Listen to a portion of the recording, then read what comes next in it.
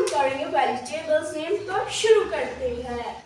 cucumber, खीरा, potato, आलू, tomato, टमाटर, पीस, मटर, बीन, चुकंदर, टिंडा, रिजगार, तोरी, मशरूम, खुम्बी, कैबेज, बंद गोभी, pumpkin, कद्दू, लेमन, नींबू, ब्रिंजल, बैंगन, बिटरगार्ड, करेला, ओकरा, भिंडी, रेडिश, मूली, कैरेट, गाजर, तारो, कचालू, बॉटलगार्ड, लौकी, जिंजर, अदरक, कॉलीफ्लावर, फूल गोभी, टर्निप, शलगम, कैप्सिकम, शिमला मिर्च, फ्रेंच बीन, सेम फली, अनियन, प्याज, याम, अरबी, लोटस,